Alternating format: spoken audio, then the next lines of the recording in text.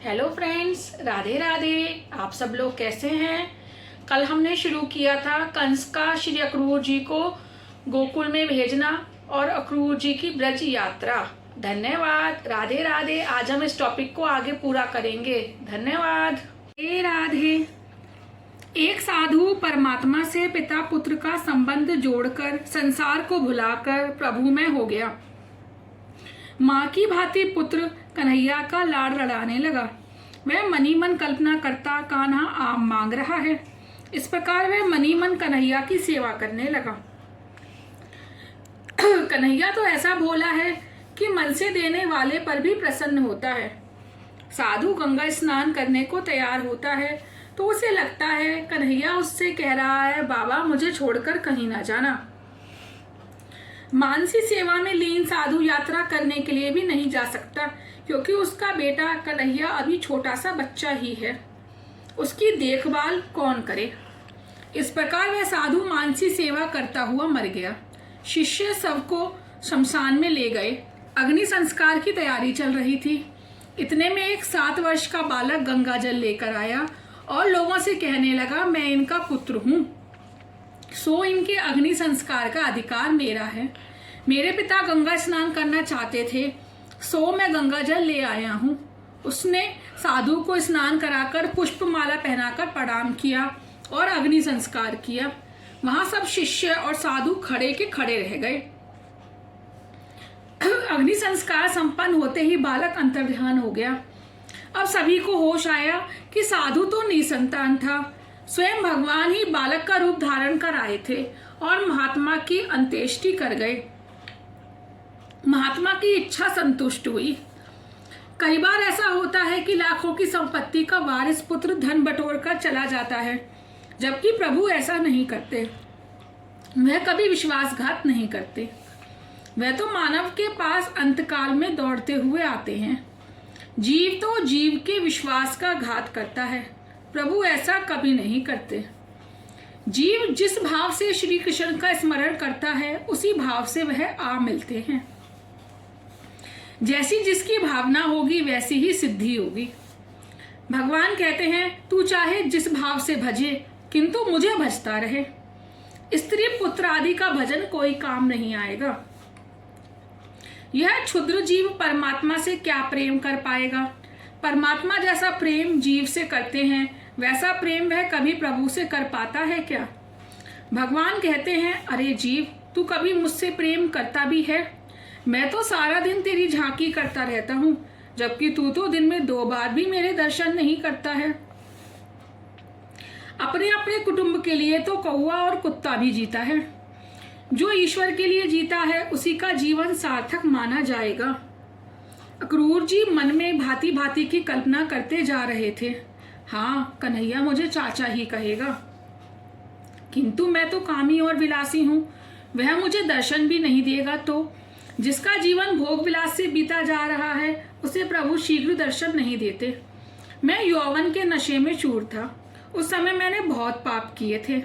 यदि इस कारण से कन्हैया मुझे ना अपनाएगा तो, मेरे पहुंचने का समाचार पाते ही वह कहीं छुप जाएगा तो।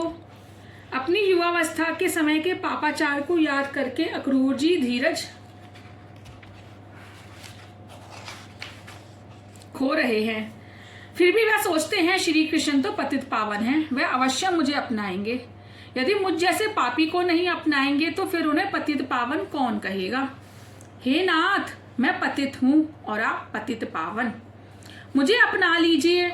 विचार करना ही है तो पवित्र विचार करो। बुरे विचार मन को विकृत करते हैं। मार्ग में शुभ शकुन हुए तो अक्रूर जी ने सोचा, भगवान मुझे अवश्य अपनाएंगे। अक्रूर जी ने मार्ग में श्री कृष्ण के चरण चिन्ह देखे। कमल, ध्वजा और अंकुश युक्त चरण तो मेरे श्री कृष्ण के ही हो सकते हैं। इसी मार्ग से कन्हैया गया होगा। आदि नारायण का चिंतन हो रहा है। यदि वे खुले पांव घूमते हैं तो मैं तो उनका सेवक हूँ, रथ में कैसे बैठ सकता हूँ। मैं सेवा करने योग्य नहीं हूँ, अधम हूँ, पापी हूँ। मैं तो वैष्णव का दास हूँ। मैं तो श्री कृष्ण की शरण में जा रहा हूँ। मुझे रथ पर सवार होने का क्या अधिकार है। ऐसा सोचकर वे पैदल चलने लगे। गोकुल पहुंचकर वहां की रज सारे शरीर पर उन्होंने अर्चित कर ली। ब्रजरज की बड़ी महिमा है क्योंकि वहां प्रभु के चरणों से जो पवित्र हुई है। अक्रूर जी परमात्मा के लिए पागल से हो गए हैं। जैसे पैसों के लिए पागल हुए बिना पैसा नहीं मिलता, उसी तरह प्रभु को पाने के लिए उनके पीछे पागल बनना पड़ता है। पागल किसी वस्तु के लिए नहीं, प्रभु के लिए बनो। कामांध व्यक्ति शरीर के लिए पागल होता है और लोभी धन के लिए।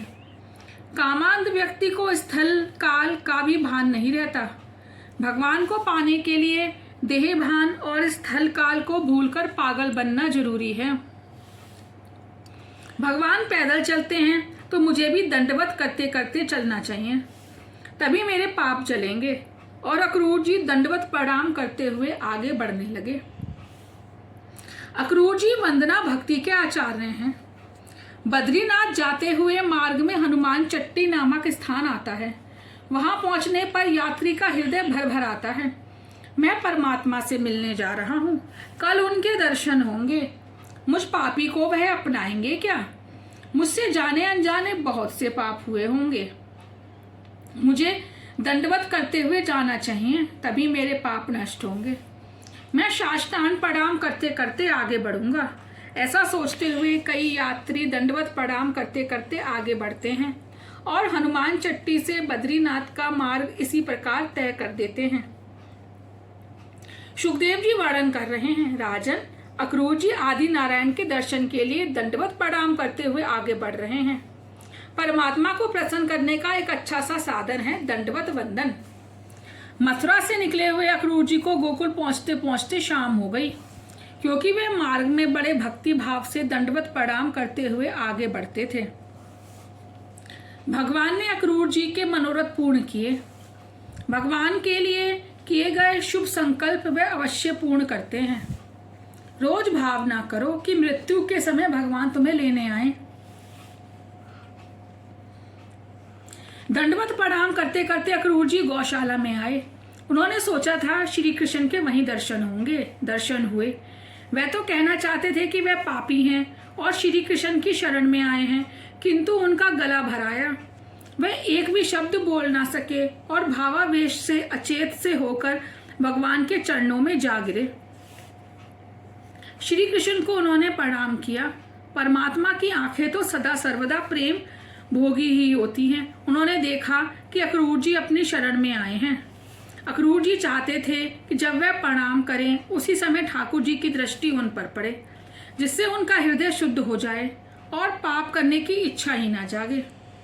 उनकी यह भी इच्छा थी कि प्रभु उनके सिर पर हाथ रखें। प्रभु ने अक्रूर जी के मस्तक पर अपना वृद्ध हस्त पधारते हुए उन्हें खड़ा किया। अक्रूर जी ने तो सोचा था जब कन्हैया उन्हें चाचा कहकर पुकारेगा तभी वे खड़े होंगे, किंतु मुझसे पापी को भला वे चाचा क्यों कहेंगे? वह मुझे नहीं अपनाएंगे तो ब्रह्म संबंध पक्का नहीं होगा। भगवान किसी को भी जल्दी नहीं अपना लेते। जीव मंदिर में जाकर भगवान से कहता है कि वह उन्हीं का है, किंतु घर आकर वह अपनी पत्नी से कहता है वह उसी का है। किंतु जीव बड़ा मूर्ख है। वह यह नहीं जानता कि प्रेम गलियति साकरी तामे दोना समाये। भगवान ने अक्रूर जी का मनोभाव जान लिया। उन्होंने सोचा यदि चाचा कहने से अक्रूर जी को सुख मिलता हो तो ऐसा कहने में कौन सी आपत्ति है। जीव जिस भाव से मुझे भजता है उसी भाव और संबंध से मैं भी उसको भजता हूँ। मैं जीव का पिता हूँ और पुत्र भी। ईश्वर को महान क्यों माना जाता है? इसी कारण से कि वह दुराग्रही नहीं अनाग्रही है। जीव ही दुराग्रही है। जीव को कुछ सम्मान या संपत्ति मिलते ही वह दुराग्रही बन जाता है। ईश्वर के साथ चाहे जिस प्रकार का संबंध जोड़ लो, वे कभी विश्वासघात नहीं करेंगे। उनके साथ पिता, पुत्र, पति, सखा, बंधु, सेवक या अन्य जो चाहे सो संबंध कायम कर लो। किसी भी प्रकार का संबंध कायम किए बिना जीव सफल नहीं होगा। अक्रूर जी चाहते थे श्री कृष्ण चाचा कहकर पुकारें। श्री कृष्ण ने उनके मस्तक पर हाथ पसारते हुए कहा, चाचा जी अब उठिए भी।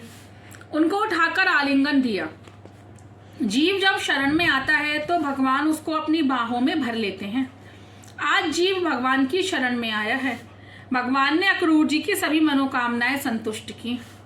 प्रभु शुभ संकल्प को हमेशा साकार करते हैं।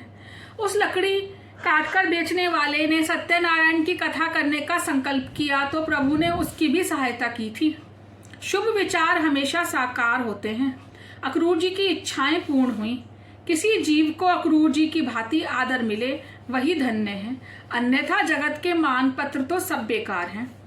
जगत के मान अपमान से प्रसन्न अप्रसन्न होना निरर्थक है। मृत्यु के समय जगत के मान अपमान कुछ काम नहीं आएंगे। भगवान जिसका आदर करते हैं उसी का मान चिरस्थायी रहता है। गौशाला से सब नंद जी के घर पर आए। नंद जी ने अक्रूर जी का स्वागत किया। भोजन आदि से निवृत्त होने पर नंद जी ने अक्रूर जी से आगमन का कारण पूछा। राधे राधे। आज का ये टॉपिक यहीं पूरा हुआ।